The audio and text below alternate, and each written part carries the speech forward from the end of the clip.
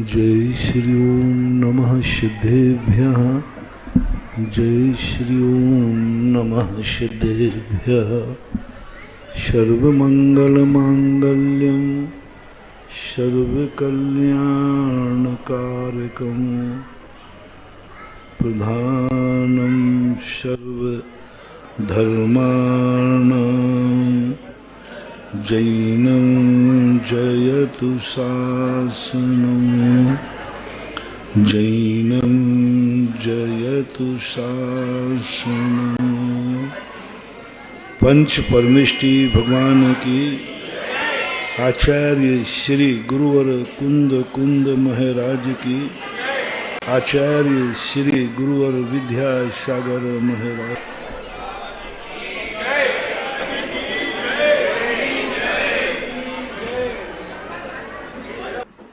इस संसार में प्रत्येक व्यक्ति का जीवन अनेक उलझनों से, समस्याओं से भरा पड़ा है। कोई भी व्यक्ति इस दुनिया में नहीं है जिसे इतना पुण्य लेके आवे कि उसे किसी की सहायता की जरूरत न पड़े। प्रकृति ने कुछ ऐसे नियम संसार के बनाए हैं जिसमें व्यक्ति को एकाकी होने का अधिकार ही छीन लिया, क्योंकि संसारी व्यक्ति मानी है, कषाय करने में निपुण है, राग द्वेष करना इसको 1 मिनट लगता है, क्षमा मांगने में टाइम लगता है, क्रोध करने में। किसी के झगड़ा हो जाए और मैं कहूं भैया हो गई कोई बात नहीं, क्षमा मांग लो, कर ले रहे, तो उन्होंने कहा महाराज जी सोचने दो, घर में पूछने दो, सलाह करने दो कि क्षमा मांगू या। तो देखो महाराज जी, हम सब परिवार वाले जो काम करते हैं वो सब पूछ के सलाह करके करते हैं। अच्छा, मुझे बहुत अच्छी बात है। एक बार और बता दो मुझे, क्रोध के लिए कितना समय मांगा था? मैं क्रोध कर रहा हूं, सबसे पूछ लूं, सलाह कर लूं, बस यही सबसे बड़ा वीक पॉइंट है दुनिया का।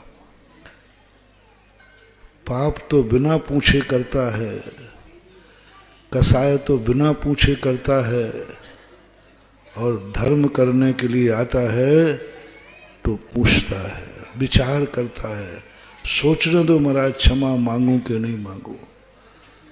इतना यदि क्रोध के लिए सोच लेता, मैं सोचूंगा क्रोध करूं या, यदि इतना समय दे देता तो क्रोध गायब। व्यक्ति जुआड़ी होते ना, जुआड़ी जो संसार के कार्य करता है, किसी से नहीं पूछता, लेकिन जब दान की बात आएगी तो घर में सलाह कर लो, और जुआ खेलने की बात आएगी तो, सट्टा लगाने की बात आई तो। इसी ललितपुर के अंदर ऐसे परिवार लोग मेरे पास आए जिनके करोड़ों का कर्जा हो गया, बर्बाद हो गए। बोले भैया क्यों हो गए? बोले महाराज बेटे ने सब दाव पे लगा दिया।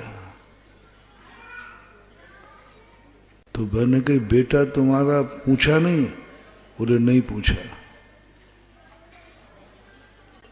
उसी बेटे को कुछ यहीं की चर्चा है, करोड़ों रुपया दाव पर लगा दिया, पाप में बहा दिया, जुआ खेल लिया, सट्टा मटका आदि खेल लिया। किसी को पता नहीं, किसी को पता नहीं।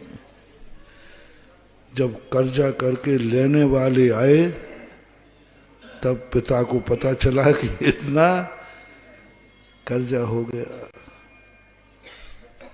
बात आई और गई।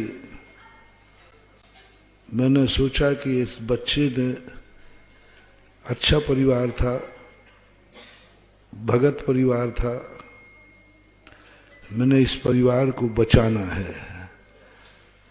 अब बेटा ने गलती कर दी है तो कर दी, लेकिन परिवार अच्छा है, अच्छी एक आध शांति धारा कराऊंगा। हमारे पास तो यही है, और है क्या? आशीर्वाद दे दूंगा, थोड़ी भावना करूंगा कि इसका अच्छा हो जाए।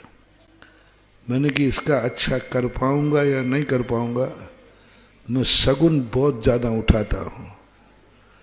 किसी भी कार्य करने के पहले सगुन उठाता हूं, और सगुन यदि आ गया तो हमारी पूरा कार्य सफल ही होता है।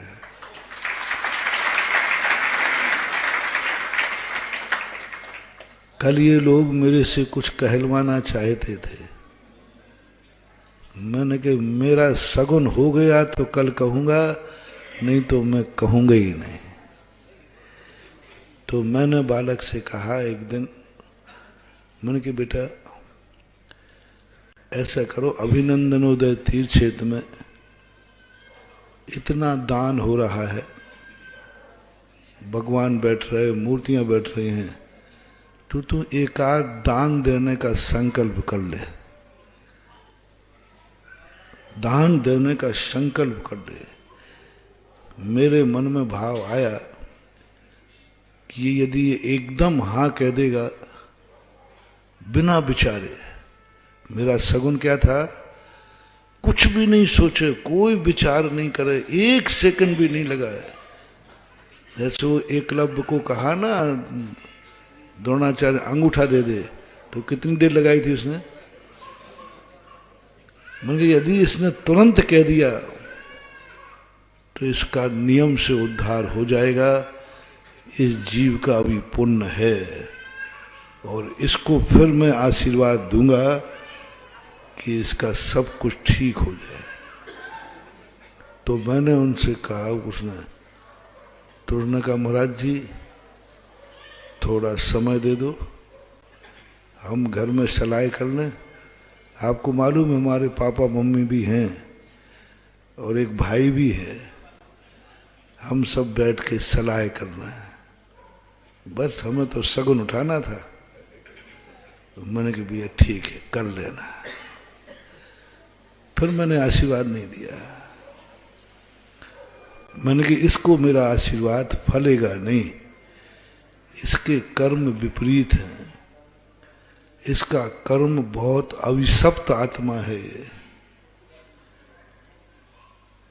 मैंने कहा बेटा यदि जो आज तुम मेरे से कह रहे हो, जिस ढंग से तुमने पैसे को बर्बाद किया है, काश ये अकल उस समय आ जाती तो कि मैं घर में सलाह करूंगा जुआ खेलूं या नहीं खेलूं, इस पाप में मैं हाथ डालूं या डालूं। ये सब बात उस समय तुम कह देते, आज तुम्हें ये नौबत नहीं आती। आज तुम धर्म कार्य के लिए कह रहे हो, जाओ बेटा काम करो, हो गया काम। बस महानुभाव, ये तो मैं तुम्हें उदाहरण दे रहा हूं, तुम लोगों के सबके अंदर ये वीक पॉइंट है। कर्म क्षेत्र में, पाप क्षेत्र में एक मिनट नहीं मौका देता, एक मिनट। जिस समय पाप करने का भाव आया उसी समय करने की आकुलता हो जाती। प्रेजेंट पोजीशन, कुछ नहीं, एक मिनट की भी गुंजाइश नहीं, एक मिनट की भी सोच नहीं है। एक मिनट तो थोड़ा रुको, सोचो तो सही क्या कर रहे हो, सोचो तो सही इसका फल क्या होगा। महाराज मौका ही नहीं, मौका ही नहीं, पता ही नहीं कब हो जाता, तुरंत। और धर्म कार्य के लिए सब लोग सोचना, धर्म कार्यों में कितना सोच, कितना विचार। वहां करोड़ों पर नहीं सोचा और यहां लाखों पे सोच रहा। मैंने तो शगुन उठाया था, मैं उसको कुछ करने वाला नहीं था। मैं तो उसकी अंतर चेतना देख रहा था कि कुछ पुण्य बचा है कि नहीं बचा। बंधुओं, सब लोगों को इससे हमें शिक्षा लेना चाहिए कि जो कार्य हमारे जीवन के अहितकारी हैं, जिनसे हमारा कुछ हित होने वाला नहीं है, उसके लिए हमारे पास कोई सोचने को समय भी नहीं, समय भी नहीं। यदि पाप कार्यों के लिए हम थोड़ा समय दे दें, जब भी पाप कार्य का भाव आवे, जब भी कसाय करने का भाव आवे, और हम पाप का त्याग नहीं करा रहे, सुनो सब, क्योंकि तुम करोगे नहीं इसलिए कराऊंगा नहीं। अपना वचन खाली क्यों जाए? तुम कसाय त्याग करोगे नहीं, हम कराएंगे भी नहीं, क्योंकि तुम करोगे नहीं, और कर भी दोगे तो नियम तोड़ोगे पक्का है। इसलिए क्यों नहीं। बस इतना जरूर कहता हूं कि जो भी तुम पाप करो, जो भी कसाय करो, उसको थोड़ा समय दे देना। अभी करने का भाव आया, 1 घंटे बाद करूंगा। गुस्सा आया तो मैं आएगा, बस एक नियम ले लो, गुस्सा आएगा 1 घंटे बाद गुस्सा करूंगा। है? आत्महत्या करने वाला 1 सेकंड का काम है, 1 सेकंड का काम है। 1 सेकंड जिस समय वो हत्या करने जा रहा है ना, ट्रेन पे सेल फास्ट लिए, पर उस समय कोई टोक दे, ए क्या कर रहा है, रो पड़ेगा, रो पड़ेगा, ऐसा रोएगा कि कुछ पूछो मत, चल गया। बस वो 1 सेकंड का काम है। सेल फास्ट खाते समय 1 सेकंड का काम है। उसको कल्पना नहीं आ रही है कि मैं खा तो रहा हूं, लेकिन इसकी वेदना सहन होगी या, पर वो खा लेता है। उस समय कोई टोक देवे, उस समय कोई कहता अरे क्या कर रहा है। अलप कटे 1000 वर्ष की आयु होती है, ऐसा तुम्हारे बुंदेलखंड की कहावत है। अलप कटे, समय टाल दो बस, और वो समय कट गया, कट गया। एक पिता का बेटा बहुत क्रोधी था, तो वो मरने लगा तो बेटे से कहा, बेटा बेटा देखो, आप मेरे गुस्सा मत त्याग कराना। बोले नहीं बेटा, गुस्सा कैसे त्याग कराऊं, तो त्याग ही नहीं सकता। बस एक नियम ले ले, जब भी गुस्सा आए तो तू मुंह से गाली 1 घंटे बाद देना। वो गुस्सा आते ही बकता था, गालियां बकता था। बोले वो तो गाली का मना नहीं कर रहा हूं बेटा, बस जब भी तुझे गुस्सा आए तो 1 घंटे बाद गाली देना। बेटा सीधा साधा था, उसने कहा पापा ये कौन सी बड़ी बात, 1 घंटे बाद निपटा दूंगा। पिताजी खुश होकर मरण को प्राप्त हो गए। जब भी उसको गुस्सा आए, क्या नियम है, 1 घंटे बाद मुझे गाली, गुस्सा करना है। वो पूरी जिंदगी में गाली नहीं दे पाया, क्योंकि 1 घंटे तक सामने वाला रहेगा कि नहीं। 1 घंटा तो बहुत होता है। पाप कार्यों के लिए हमेशा टालो, टालो। जब भी अशुभ परिणाम हो, टालो। पाप कार्य को जितना टालोगे, पाप की उम्र ज्यादा नहीं होती, पाप भावों के परिणाम ज्यादा नहीं होते। बस एक बार थोड़ा टाल दो, एकदम शांति हो जाती है। पाप उत्तेजना है, पाप उबाल है। दूध उबलता है ना, एक उबाल है। उबाल में 2 छांटे पानी के दे दो तो थोड़ा सा, कुछ नहीं बंधु। जितने अपने मन में बुरे भाव आते हैं, ये हमारा स्वभाव नहीं है, ये उबाल है।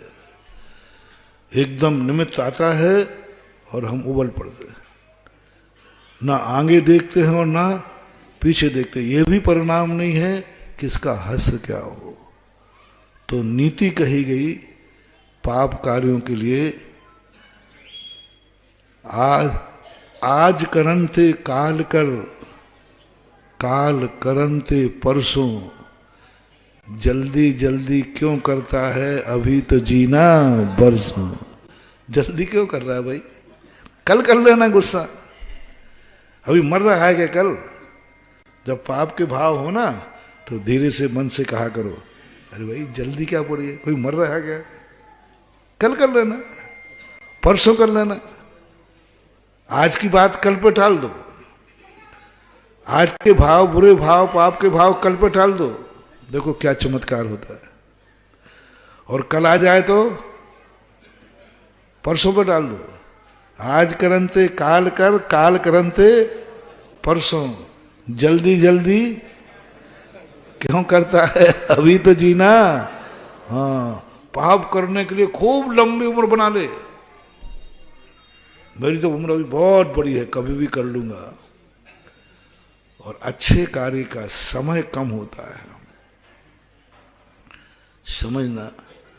बुरे कार्य का भाव जल्दी आता है, मोटिवेशन लेना। बुरे भाव का भाव, क्रोध का भाव जल्दी आता है, कोई भी बुरा भाव हो सब में लगा जल्दी आता है। और धर्म का भाव देरी से आता है, बहुत देरी लगती है, बहुत टाइम लगता है, अच्छे भाव आते ही नहीं। तुम्हें आएगा भी तो परिवार वाले ने, देख क्षमा मत मांगना, चाहे अब कुछ भी हो जाए, अब हो गया तो कोई करने नहीं देगा, तेरा मन नहीं करेगा, करने नहीं देंगे। और उसी के लिए नीति बनाई है कि अच्छे कार्यों के लिए समय नहीं देना। निर्णय करो ये अच्छा कार्य है कि नहीं, यदि है तो समय मत देना। एक बार धर्मराज सुबह सुबह ठंड के समय पर दूध पी रहे थे। अब धर्मराज थे, राजा थे, सोने का कटोरा था, धूप में बैठे हुए थे। उसी समय एक याचक आया, तो धर्मराज का भाव हुआ कि इसको ये सोने का कटोरा दे दो इसको। दूध पी करके बाएं हाथ से कटोरा पी रहे थे। छुल्लक जी भोजन करते हैं कटोरा के साथ में लेते हैं, दाएं से तो खाना है। तो उन्होंने तुरंत दूध पिया और याचक को दे दिया। भीम बोले, भाई भैया आप तो धर्मात्मा जीव हैं, नीति निपुण दीन हैं, दान कभी बाएं हाथ से नहीं दिया जाता, और आपने बाएं हाथ से दान दिया, ये नीति विरुद्ध है, ऐसा क्यों किया आपने। बोले भीम तेरी बुद्धि बहुत मोटी है, पहलवान तो था ही, मैंने इसलिए दिया, मैंने भी सोचा था कि मुझे दान बाएं हाथ से नहीं देना चाहिए, तो फिर क्यों दिया भैया। मैंने सोचा कि कम यदि मैंने इसको दाएं हाथ में लिया, जब तक भाव बदल गया तो, कह रहे सोने का कटोरा भिखारी को दिया जाता है, रोटी दे दो, इतनी देर में भाव बदल गया तो मैंने सोचा कि भाव आया है दे दो, तुरंत दे दो, विचार करने पर बदल जाएगा भाव। अब बोलो इस हाथ से इस हाथ में लेने में कितनी देर लगना थी, लेकिन भाव बदल सकता है कि नहीं। इसलिए कहा इस हाथ दीजिए, जिस हाथ में है उसी से दे दो, परिणाम बदलने में देर नहीं लगती, क्योंकि अच्छे परिणाम मुश्किल से होते हैं और उनकी उम्र कम होती है, बुरे परिणामों की उम्र ज्यादा होती है। कसाई की उम्र कितनी है, जीवन भर भी चल सकती है कि नहीं।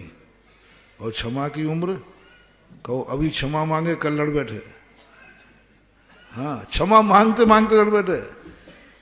वो क्षमा मांगने गया था, उसने कहा आ गया क्षमा मांगने, क्या समझा मैं कायर हूं तो महाराज के कहने पे आ गया, अब देखता हूं अब क्षमा की उम्र बहुत छोटी है और बैर भाव की उम्र बहुत बड़ी है। दोनों समझना, बुरे भाव आते जल्दी हैं लेकिन जाते जल्दी नहीं है, जाएंगे ही नहीं। और अच्छे भाव आते मुश्किल से हैं और जाते बहुत जल्दी चल, इनकी उम्र बहुत छोटी होती है, माचिस की काड़ी के समान इनकी उम्र होती है, बहुत जल्दी। उधर थोड़ी देर के लिए आते हैं, हाँ हाँ हाँ, नहीं नहीं मेरा सुख, कोई अच्छा भाव आ जाए तो हम कहते भाई ऐसा करना, नहीं नहीं नहीं नहीं नहीं, नहीं। अभी नहीं हो पाएगा। अरे भाई मंदिर बन रहा है देख तो, अब महाराज वो चुप हो गया, मैं समझा बोलने वाला है, अरे नहीं नहीं महाराज थोड़ी अभी अभी अभी आज थोड़ा अच्छा नहीं चला, अरे मैंने कहा तो सब कबाड़ा कर दिया, सब कबाड़ा कर दिया। तुरंत एक क्षण में अच्छा भाव आए कर डालो, कर डालो, कुछ नहीं, कुछ नहीं। महाराज कोई भावावेश में ज्यादा हो गया तो पाप करते समय नहीं सोचा कि ज्यादा हो गया तो, ज्यादा गुस्सा कर लिया तो थाने जाना पड़ेगा, ज्यादा गुस्सा कर लिया तो केस चल सकता है। विचार भी आया कि नहीं? नहीं आया। इसलिए नीति बनाई धर्म कार्यों में, काल करंते आज कर, आज करंते अब, पल में पल रहे होएगो, बहुरी करेगो कब। दोनों की नीतियां हैं। बुरे कार्यों के लिए उम्र लंबी कर लो, जल्दी क्यों करता है, अभी तो बरसों जीना है। और अच्छे कार्यों के लिए कहो कल का क्या भरोसा, कल का क्या भरोसा, कुछ भरोसा नहीं। अभी गोष्ठी में एक डॉक्टर साहब आए थे, विश्व प्रसाद जी, इतनी बढ़िया गोष्ठी हुई, इतनी बढ़िया प्लानिंग बनाई, कल अपन महाराज जी ऐसा करना है, ऐसा करना है, आदि पुराण का इंग्लिश अनुवाद करना है, और महाराज जी बहुत जल्दी कर लूँगा, 2-3 साल तो लग ही जाएंगे। और बढ़िया महाराज जी संस्थान को अपन को यूनिवर्सिटी बनाना है, हमारी आपके लिए, हमारा जहाँ उपयोग हो वहाँ उपयोग कर लेना जहाँ।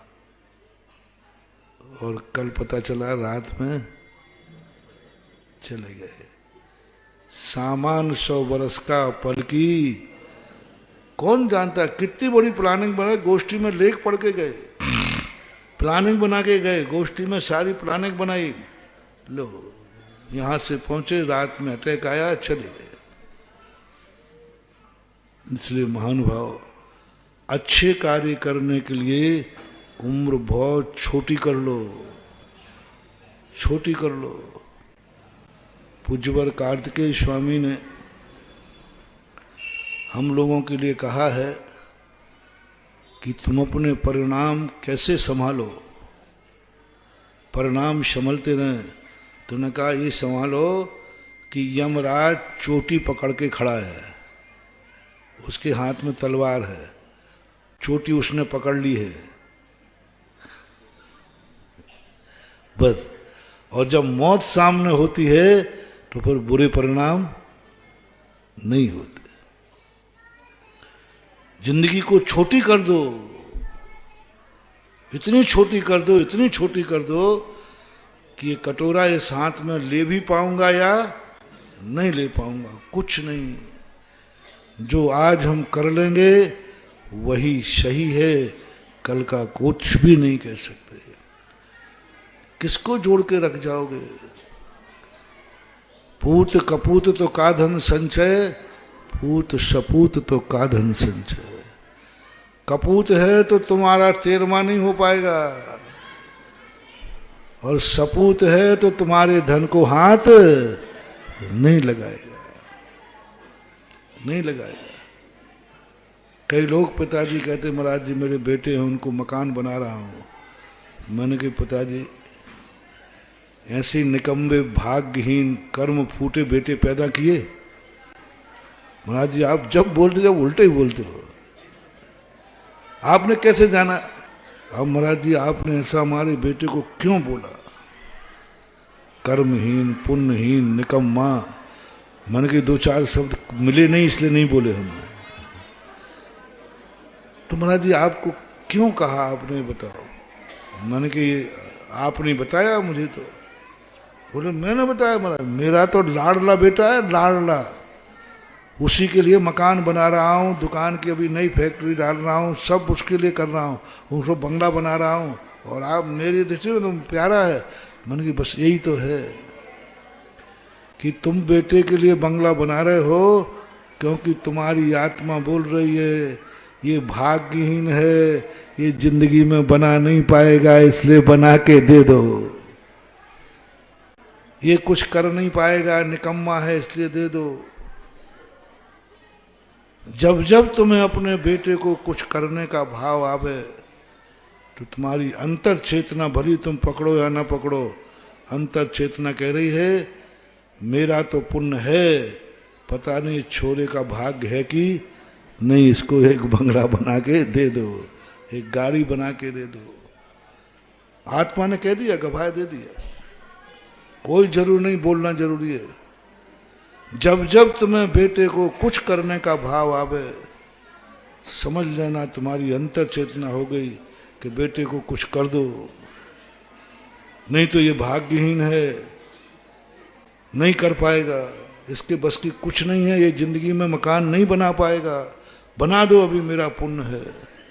ये निश्चित है, ये निश्चित है। और यदि आपका ये परिणाम हो जाए, मैं देखना चाहता हूं कि मेरे बेटे का भाग्य कितना है, तो आप बेटे से कहना बेटा एक फैंसी ड्रेस कर लेना, बेटा ये मकान तो गिरवी चला गया कर्जा में, अब मेरा भाव है कि तेरे मकान में मेरा मरण हो। जिस मकान में तूने जन्म लिया था वो तो साल 6 महीने में खाली कराना पड़ेगा। बेटा जब बड़ा हो जाए तब कहना बेटा कुछ नहीं, ये मकान तो गया, इसमें तेरा जन्म हुआ था। पापा ये मकान चला गया, मैं तो सोच रहा था कि पापा का इतना बड़ा मकान मुझे मिलेगा। नहीं बेटा वो तो गया, अब बस एक ही आशा है कि मैं फुटपाथ पे मरूंगा, किराए के मकान में मरूंगा। बस एक ही आशा है बेटा, मेरा मरण तेरे बनाए हुए मकान में मरे। बस या तो मैं अपने मकान में बनता या फिर बेटे के मकान में मरूं, मेरा ये भाव है। और नहीं तो फिर कहीं फुटपाथ पे मर ही जाऊंगा। फैंसी ड्रेस मेरे से सीख लेना। नहीं तो कोई बात नहीं बेटा, पापा मैं कैसे बनाऊंगा? नहीं नहीं कोई बात बेटा, कहीं भी मर जाऊंगा, मरने के लिए तो क्या है, जन्मने के लिए तुझे आंगन चाहिए था, गोदी चाहिए था, जन्म के लिए तुझे मकान था, सब कुछ था। मेरे मरने का तो क्या कहीं लुढ़कना तो है ही, कहीं मजे, कोई बात नहीं बेटा, कोई बात नहीं। वो तो एक भावना थी कि बेटे ने जन्म मेरे मकान में लिया है, मेरे बनाए में, तो अब मेरा मरण बेटे के मकान में हो गए, ऐसी भावना रखी है मैंने। और कुछ ज्यादा कोई बात नहीं है, घबराना तो बेटा। बेटा कहे पापा क्या बात करते हो, जब मेरे जन्म के लिए आपका मकान था तो मैं कोई भाग्यहीन नहीं हूं, भाग्यवान पिता का बेटा हूं, आपका बेटा हूं। और वो चरण छू के कहे पापा मैं चरण छू के सौगंध करता हूं, आपका मरण मेरे मकान में होगा। और मेरा मकान नहीं बनाऊंगा मैं, और मकान आपके नाम होगा। आप खुद के मकान में जब मरोगे, आशीर्वाद दो, आशीर्वाद दो, कुछ नहीं चाहिए, आपका मकान में मरण होगा। मैं बनाऊंगा मकान, आप कैसी बात कर रहे हैं? आपका बेटा कोई इतना भाग्यहीन है क्या? बस अब तुम निश्चिंत हो जाना, निश्चिंत हो जाना। तुम्हारा बेटा कभी भी जिंदगी में तुम्हारे मकान की जरूरत नहीं पड़ेगी, तुम्हारी जरूरत नहीं पड़ेगी। निश्चिंत हो जाना, इस बेटे की जिंदगी में कभी बुरे दिन नहीं आएंगे। बस निश्चिंत हो जाना, उसको मकान बनाने देना, बीच में मत बोलना, नहीं तुम जल्दी इशारा कर दो। अच्छा बेटा ठीक है, देखता हूं, उसको मेहनत करने दो, बनाने दो मकान। और जैसे मकान का नागल हो, बेटा ये पकड़ इस मकान की चाबी, तेरे दो मकान, एक बाप का भी तेरा और तेरा भी तेरा। पापा आपने ऐसा क्यों किया, आपने ऐसा क्यों किया? बोले बेटा मेरे गुरुजी है ना, वो बहुत अलग खोपड़ी वाले हैं।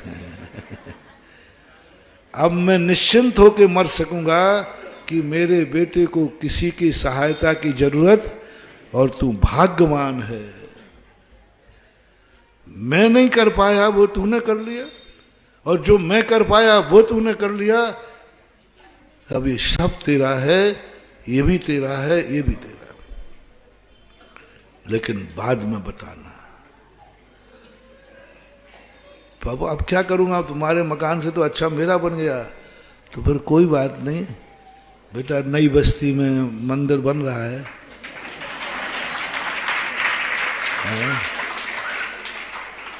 अब वहीं पर दे दो पापा, अब हमें तो अब जरूरत। ये पिता के लिए कहा, बेटों के लिए कहा, कभी बाप की संपत्ति पर नियत खराब मत करना। हमेशा कह सको हिम्मत करके तो पिताजी से दो बातें जरूर कहना। एक बात वो कहना, पिताजी आपने जिंदगी में जो कमाया है, पाप करके कमाया, मेहनत करके कमाया, सांची झूठी बोल के कमाया, क्योंकि पैसा आकाश से नहीं आता है, मेहनत से भी आता है, सांची झूठी बोलना भी, आराम परिग्रह सब करना पड़े। इतने पाप आपने किए, किसके लिए पापा, किस लिए ये सब किए? बेटा सब तेरे लिए किए, तेरे लिए किए। सुनो रे बेटो, पिता ने पाप तेरे लिए किया, पाप की गठरी तेरे लिए बांधी, इतना आराम परिग्रह तेरे लिए किया। नहीं, यदि मेरे पिताजी हैं, पिताजी आपने जिस ढंग से पाप किया है, इस पाप को धो लो, नहा लो। जितना तुमने पाप किया है उतना तुम अपनी सारी संपत्ति दान में दे करके पुण्य कमा के जाओ। मैं तुम्हें दुर्गति नहीं जाने दूंगा, तुम मेरे पिता हो। इतना आराम परिग्रह करके, इतना आराम परिग्रह करके दुर्गति होगी, दुर्गति होगी। मेरे कारण मेरे पिताजी की दुर्गति हो, नहीं पिताजी, आपकी सदगति होना चाहिए। इसलिए आप अपने हाथ से दान दे के जाओ, मेरी तरफ मत देखो मैं बहुत कमा लूंगा, मेरे पुण्य बहुत है, आपसे भी अच्छा कमा लूंगा। आप खुद दान दे के जाओ, जिससे हम कह सकें मेरा पिता दान दे के गया है, नियम से स्वर्ग ही गया है। क्या दावा करोगे तुम्हारा बाप मर के स्वर्ग गया है? पापी पाप तो करता रहा जिंदगी भर, जिंदगी भर आराम परिग्रह तो करता रहा, पुण्य तो कभी करने का मौका ही, कभी उसने अपने लिए किया और कभी बच्चों के लिए किया। और तुम ज्यादातर पाप अपने लिए नहीं करते हो। क्या भाव आता है? बच्चों के काम है। बेटा पिता बनते ही माँ पिता अपने लिए जिंदगी छोड़ देते, अब किसके लिए जीते हैं? बेटे। हर चीज में बेटा आएगा, मकान बनाए, धंधा करे, कुछ भी चीज, यहां तक कि माँ भोजन भी बनाएगी तो किसका ध्यान रखेगी? वो तो बचेगा तो खा लेगी। माताएं जब भोजन बनाती हैं, बेटा होने के बाद एक माँ का, नारी का एक गुण बताऊं, बुराई तो बहुत बार कर लेते अपन, कभी कभी इनकी प्रशंसा भी किया करो। जब ये शादी होती है ना रसोई घर में, बोलो तुम विवास में पूछूंगा, नारी भोजन बनाना है, एक सब्जी है लाना है, बनाना है, पति की पसंद की बनाएगी सब्जी के स्वयं की पसंद, दोनों की पसंद अलग अलग है, और सब्जी एक बनना है, टाइम भी एक का है, तवेली भी एक ही। बताओ माताओं, किसकी पसंद की सब्जी बनेगी? आप बोलो, महिला बोला, झूठ मत बोलना। 90% नारी, अब पुरुष आप बता दो, आप अपनी अपनी पत्नियों की बता दो। यदि भोजनशाला में सब्जी एक बनना है तो तुम्हारी पत्नी किसके पसंद की बनाएगी? तुम अपनी अपनी पत्नियों की बताओ, वो अपने पसंद की बनाएगी कि तुम्हारी पसंद की? जोर से बोलो, कई डर रहे हैं गड़बड़ नहीं हो जाए। लाइव चल रहा है तो लाइव में वही सुन रहे हैं जो तो यहां बैठे हैं। लाइव में कौन कुंवारे बाल ब्रह्मचारी सुन रहे हैं? लाइव में भी तो गृहस्थी सुन रहे हैं ना, वे भी सुने। सब अपनी अपनी पत्नियों की परीक्षा कर लो। एक सब्जी बनना है और कोई भी एक बनेगी, और एक पसंद पति को है, एक पसंद उसकी है। मेरा जो विश्वास है, जो मैं शास्त्रों में पढ़ा है, नारी अपनी पसंद गौण करेगी, पति की पसंद की सब्जी बनाएगी, भली मन मार के खा लेगी, उसी में काम चला लेगी। बोलो ये मेरा, मैं देखो गृहस्थी का अनुभव मुझे नहीं है, सीधी बात है, मैं चक्कर में पड़ा ही नहीं हूं। हम तो, अपन तो वो आदमी हैं, अपन तो श्रावक की पसंद जो है वही मेरी पसंद है, हमारी पसंद नहीं। हमने अपनी पसंद खत्म ही कर दी, झगड़ा डंडा कौन करे? तो अपना तो मन बना लिया है, जिनमानी माँ ने हमें ऐसा संस्कार दे दिया है कि तुम अपनी पसंद की कोई चीज नहीं खाना, और पसंद की आए तो अलग और करवा देना, तुम वही भोजन करना जो श्रावक की पसंद से बना है। अच्छा बताओ, यदि कोई दावा करे कि मैंने कभी किसी श्रावक से अपने पसंद का भोजन बनवाया हो तो बोलोगा आज ये चीज तो बनना ही चाहिए, मौसम कैसा है?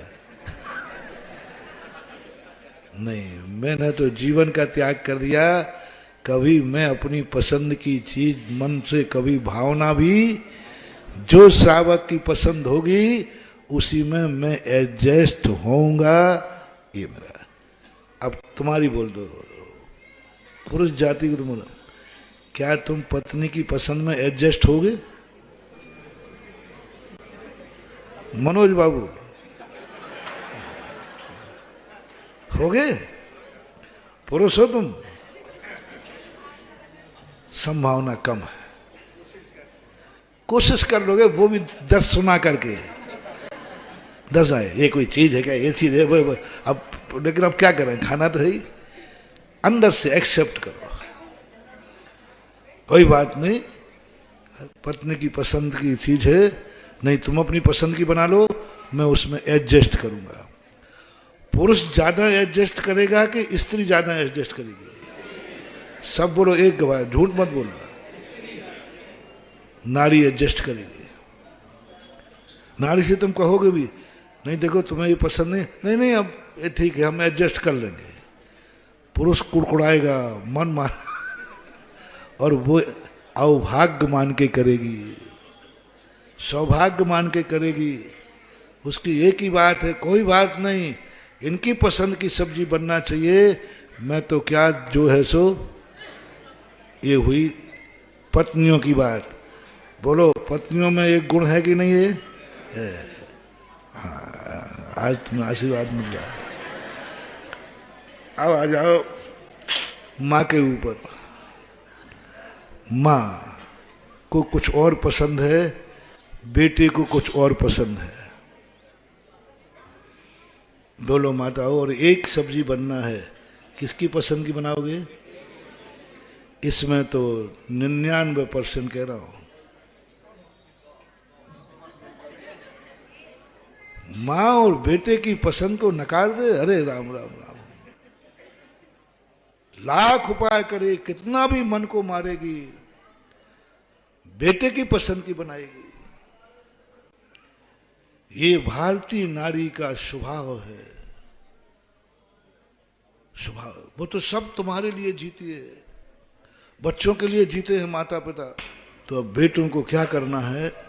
नहीं पापा, आप मेरे लिए नहीं करेंगे, आपने जो कुछ किया है मैं तुम्हें सदगति दिलाऊंगा, इसलिए आप, मैं भी उन्हीं गुरु का चेला हूं जिनके आप हैं। उन्होंने हमें कहा है, माँ बाप की संपत्ति पर कभी नियत खराब, और हर व्यक्ति एक ही निर्णय करे कि हे भगवान, मेरे ऐसे दिन कभी नहीं आए जिससे मुझे माँ बाप की संपत्ति पर जिंदगी व्यतीत करना पड़े, कभी माँ बाप से मांगना पड़े। 3 वरदान मांगना, कभी कोई वरदान देवे तो एक बार, हे भगवान, मेरी जिंदगी में कभी ऐसा मौका न आवे जैसे मुझे भगवान के सामने हाथ फैलाना पड़े। किसके सामने? बस एक पुण्य अपनी जिंदगी में रखना। बस, हे प्रभु, मुझे कुछ नहीं चाहिए। जब भी भगवान के दरवाजे जाऊं, यूं न जाऊं, अर्घ लेके यूं जाऊं और यूं चढ़ाऊं। बस एक वरदान मांग लो, भगवान के सामने हाथ ना फैलाना पड़े, ऐसा बुरा दिन न आ जाए।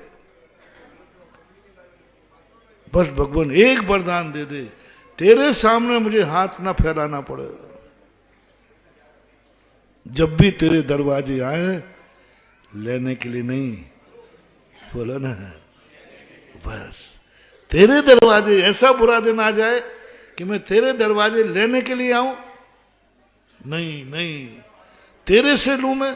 कल कहा था ना, कभी मंदिर से, धर्म से कमाई करने का भाव मत करना कि मंदिर की दुकान है, सस्ते में मिल रही है? नहीं, हाथ ठेला लगा लो। कभी मंदिर को तुम्हारी जरूरत पड़ी है, कभी माल तुम्हारी दुकान से मंदिर को आ रहा है, नियम ले लो कि भगवान, तुझसे नहीं कमाऊंगा। एक नियम ले लो सब लोग, जिसके पास जो भी धंधा है, कपड़े का, किराने का, लोहे का, सीमेंट का, बस एक ही नियम है, मैं कभी मंदिर के लिए, धर्म कार्य के लिए सामान मेरी दुकान से जाएगा, उससे मैं कमाऊंगा नहीं, बल्कि कुछ कम करके ही दूंगा, कुछ मेरा भी सहयोग। किसी ने कहा, मैं मंदिर के 1 किलो चावल ले जा रहा हूं। कितने रुपया है? 40 रुपया। भाई, आप मंदिर के लिए ले जा रहे हो, विधान के लिए? तो 40 रुपया का है, मैं अपनी प्रॉफिट तो छोड़ते ही हूं, 5 रुपया मेरी तरफ से कम। मैं मंदिर जा नहीं पा रहा हूं, मैं विधान कर नहीं पाऊंगा, मेरे पास इतना टाइम, और तुम विधान के लिए ले जा रहे हो। तो 40 रुपया किलो में लागत मूल्य, तो प्रॉफिट तो छोड़ ही देना, वो तो take to order, take to order है। ये तो नियम आज लेना ही है। कहीं भी संसार में मंदिर धर्म के नाम पर कभी प्रॉफिट नहीं लेना, नहीं लेना मानवा। मंदिर के कार्य से अपन को 1 रुपया नहीं कमाना, नहीं कमाना। जो लागत मूल है ईमानदारी से उसी पर देना और अभाग्य मान के देना, दुर्भाग्य मान के नहीं। क्या मान के देना? मेरे भाग्य हैं कि आज मेरी दुकान से लोहे का सरिया मंदिर बनाने के लिए गया, आज मेरी दुकान से विधान की पूजन की सामग्री गई, आज मेरी दुकान से फलानी वस्तु गई। आज बस अभाग्य मानना, आज मेरी दुकान से चांदी गई, आज छत्र के लिए कोई चांदी ले गया, आज भगवान के लिए छत्र बनाने के सोना ले गया। प्रॉफिट बंद और अभाग्य मान के देना, ये तो टेक टू ऑर्डर है, हर मेरे भक्त के लिए ऑर्डर है। ये तो स्वप्न में सोचना ही नहीं, विचार ही नहीं करना। देखो सिद्धि का दरवाजा खोल रहा हूं, मंदिर को तुम्हारे से कोई फर्क पड़ने वाला नहीं है। प्रॉफिट भी लोग तो मंदिर का 1 रुपया लगा, 1.25 लग जाएगा, क्या फर्क है? यहां कोई फर्क, लेकिन तुम्हारी सिद्धि, तुम गर्दन उठा करके कह सकोगे कि भगवान आपसे नहीं कमाऊंगा, और कमा लिया तो भगवान से आंख नहीं मिला पाओगे। किस भाव से मिलाओगे? इसलिए पहले तो एक ही निर्णय करना, जो तुम्हारी पास चीज है, यदि धर्म कार्य के लिए जा रही है, नियम कर लो, बच्चों को नियम दे दो, नौकर को नियम दे दो, मंदिर के नाम की कमाई नहीं होगी। दूसरी बात, तुम विधान कर पाओगे? तो फिर कोई बात नहीं, मैं तो नहीं जा पाऊंगा। तो भैया, और मेरे मंदिर में दान देने का इतना बड़ा मंदिर मैं बना नहीं सकता हूं, मेरी शक्ति भी नहीं है और भाव भी नहीं है। ऐसा करो, ये 2 सरिया और मेरी तरफ से ले जाओ मंदिर के लिए। आपने 10 क्विंटल खरीदा है, 25 किलो लोहा हमारी तरफ से ले जाओ, उसमें शामिल हो जाओ। कमाने की बात तो दूर रही, बल्कि उसमें अपने आप को, उससे कहा भैया तू 40 रुपया किलो कमाएगा, भैया तू 35 रुपये का कमा लेना, अपन 5 रुपया मेरी तरफ से सही। करो ये भावना है। देखो सिद्धियां क्या होती है, देखो कैसे सिद्धियां होती है। मानो तो मैं डॉक्टरों से कहा करता हूं, डॉक्टर लोग बस एक ही नियम ले लो, अक्षय से नहीं कहूंगा क्योंकि वो तो पहले ही से है, नहीं होता तो हमारे सामने बैठा भी नहीं होता।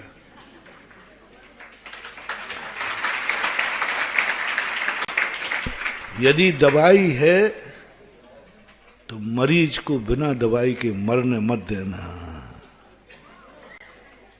पैसा हो या पैसा नहीं है उसके पास, बिल्कुल भी नहीं है, और तुम्हें मालूम है इसकी दवाई है,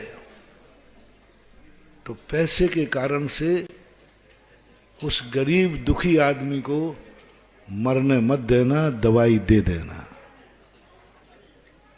जबलपुर में मीटिंग की थी हमने डॉक्टर, एक ही, बस एक नियम ले लो तुम लोग, मेरे दरवाजे कोई आएगा और दवाई है तो चाहे पैसा हो या ना हो, मैं उसके मरने जा, बस इतना सा नियम ले लो। महाराज वो भावना की भावना फलदायिनी,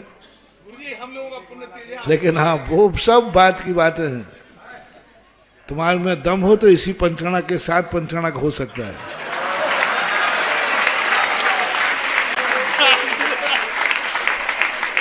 दम चाहिए, कोई बड़ी बात नहीं है। खरा मत मैं तो कहते इसी पंचरणा के साथ तुम्हारा पंचरणा हो जाएगा। मूर्तियों की चिंता मत करो, मूर्तियां तो बन के आ जाएंगी, तुम तो बस ये देते जाना। अपनों को रोटी खिलाओ, गिन के मत खिलाना। गिन करके रोटी होटल में खाई जाती है और खिलाने वाला भी गिन के खिलाता है। ये तो अपना घर है, अपना मंदिर है, यहाँ दान गिन करके नहीं देना, यहाँ तो जितना अधिक से अधिक देने का भाव हो देना। कमेटी कहे उससे ज्यादा देना। कमेटी कहे कि 50 लाख है तो कहना 55 लाख दूंगा। एक बार ऐसा हो गया था, एक मंदिर में कमेटी ने मूर्ति विराजमान करने का 11 लाख रुपया रखा। सामने वाले की तरफ देख रहे थे, बोले भैया मेरी तरफ मत देखो। सबकी दृष्टि थी कि भाई ये व्यक्ति विराजमान करे, होती है। तो पंच गए होंगे, बोले भाई मेरे पास मेरी तरफ मत देखो,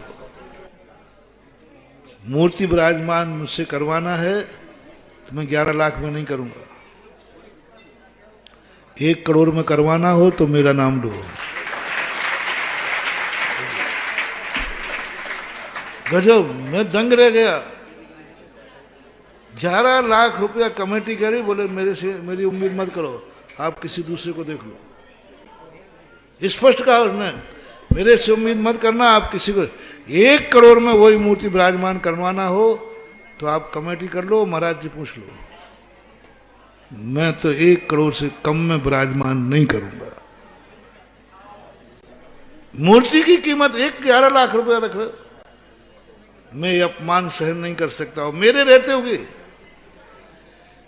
रहते हुए मूर्ति के विराजमान की कीमत 11 लाख, मैं विराजमान में ही नहीं रहूंगा। मैं ये अपमान सहन नहीं कर पाऊंगा मूर्ति का, ये अपमान सहन नहीं कर पाऊंगा। मूर्ति की कीमत 11 लाख रुपया विराजमान की, मैं ये अपमान सहन नहीं कर पाऊंगा। इसलिए मैं तो जा रहा हूं, आप जिससे विराजमान कराना करा लेना, बाद में दर्शन कर लूंगा। यदि कराना हो मेरे से तो 1 करोड़ रुपया कैश नगद दूंगा और 1 करोड़ में कराइए। मैं समझ गया ये मूर्ति साधारण नहीं है, ये मूर्ति साधारण नहीं है। आज वो मंदिर सारे जगत का अतिशय क्षेत्र बन गया है, जिसका विराजमान करने में दुकानदार 11 रुपया मांग रहा है और ग्राहक देता है कि नहीं ये स्टैंडर्ड डाउन होगा, इतने में लेना है क्या। जैसे अभी मैंने कहा था 500 रुपए की आपके पास गोली हो तो मैं दवाई लूं, और गोली तो 5 की है ही। 5 रुपये ये सब्जी वाले होते ना, ये कहते महाराज बड़े आदमी को यही सब्जी जाती है, पर उनको छांट रखे, साहब ये तो 500 रुपया किलो टमाटर है, ये 250 का है और ये 50 रुपया है, तो बड़ा आदमी किसको लेगा। और वही सब छांट के रख दिए ऊपर अकेले, बस यही स्थिति भगवान की। भगवान कह रहा है कि मैं 1 करोड़ में विराजमान करूंगा। ऐसे भक्त भी अभी हैं दुनिया में, और ऐसी मूर्तियां भी बैठती हैं दुनिया में। और तुम्हारी और पोल पट्टी खोल दूं, 11 की है, ठीक है, 5 में करना हो तो हमारी कर देना। अंत में वो 1 लाख तो कम करा ही लेगा, दी सही बुंदेलखंडी होगा और लड़थुड़िया होगा तो, और उसमें भी नई बस्ती का होगा तो पूरे तो नहीं देगा वो अंत में यही कहेगा अच्छा ठीक है अब 11 करे, 10 में पक्की कर लो, तो अब 10 तो कर ही दो, क्योंकि हमारी मूछ का सवाल है। कम नहीं कराया तो फिर नई बस्ती का व्यक्ति कैसे, 1 लाख तो कम करा ही लेगा वो। व्यापार में होता है, दुकान में कुछ तो कम आपको नहीं। बंधु ऐसा भाव लाओ कि जो तुमने बोला है मैं उससे ज्यादा में लूंगा। तो 24 का निर्णय कर लो, कितने में करना है, राशि मासी में चालू हो गए, राशि अब राशि आप बुलवा लो। और जो 3rd नंबर के हैं उनके 2 कैटेगरी बनाता हूं। इस मंदिर के निर्माता सदस्य, उनका नाम रहेगा निर्माता सदस्य, और दूसरा रहेगा सदस्य, निर्माण कार्य में सहयोगी सदस्य। निर्माता सदस्य और सहयोगी सदस्य। अब इसमें सब गरीब आ जाएंगे। फर्स्ट कैटेगरी तो हो गई कल पूरी, शिखर रह गई अकेली। सेकंड कैटेगरी अभी पूरी हो ही जाती है। सेकंड कैटेगरी कौन है? 24। और थर्ड कैटेगरी कौन है? निर्माता सदस्य और सहयोगी सदस्य। ये 2 सदस्य, इन 3 लोगों में सब लोगों को समाहित हो जाना चाहिए। यानी नई बस्ती का जितने इस मंदिर से रिलेटेड हैं, एक भी घर नहीं बचना चाहिए जो इस मंदिर में उसका सहयोग न रहे।